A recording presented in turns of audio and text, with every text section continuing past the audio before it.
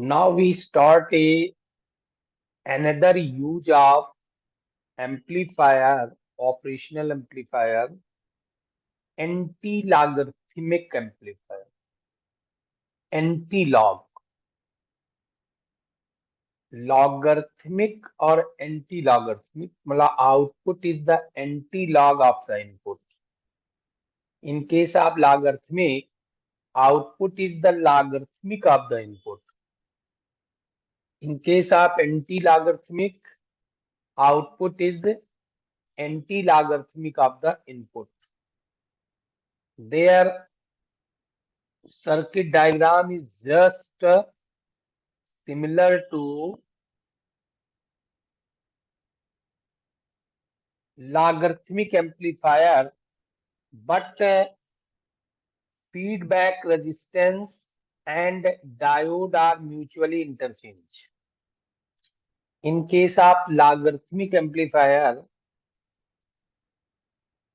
Resistance होता है input path में और यहाँ पर होता है डायोड, और एंटी लॉगरिथमिक में डायोड है आपका इनपुट पाथ में और फीडबैक पाथ में है resistance. The diagram is very important.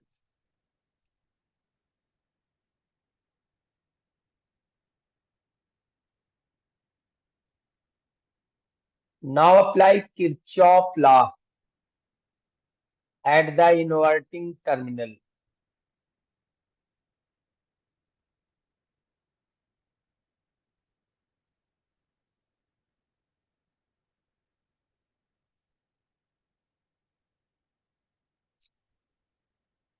देखिए यहाँ हम देख रहे हैं कि ये पॉइंट आपका 0 वोल्ट पर है तो ये भी 0 वोल्ट पर है.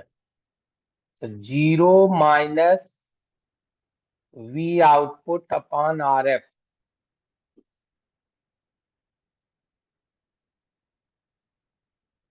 ये करंट हो गई इसमें और यही करंट आपकी IF है,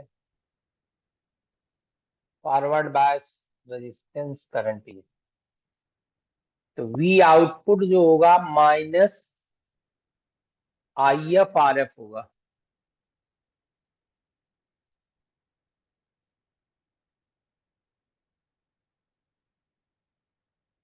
ये इसका इस जगह किरचॉफ का नियम लगा दिया इस जगह नोडल पॉइंट पर.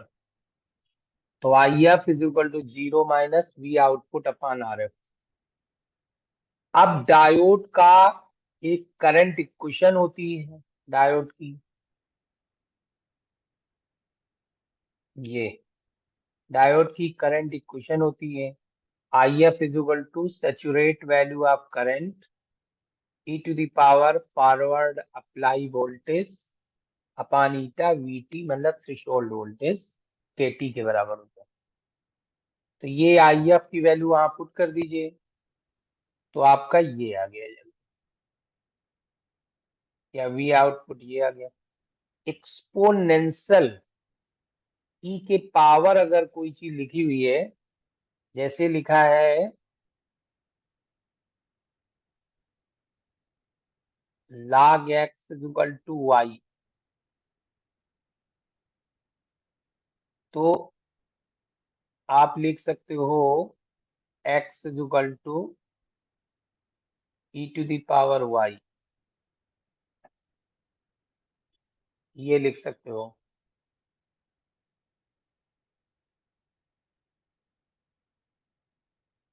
या एंटी log y भी कह सकते हो, x is equal to anti log y.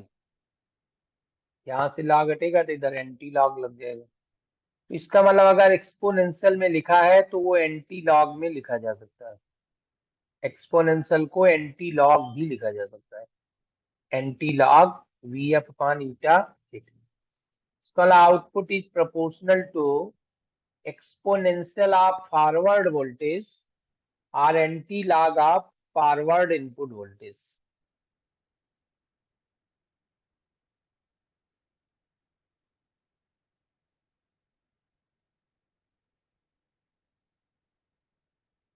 और फीडबैक लूप में अगर हम कहें तो VF ही हमारा इनपुट वोल्टेज की होता है, VF इनपुट वोल्टेज की होता है VF. तो this is a clear, V output is this. Output voltage is have a negative sign which indicate that there exists a 180-degree phase difference between input and output. This is the complete explanation of anti-logarithmic OPM amplifier.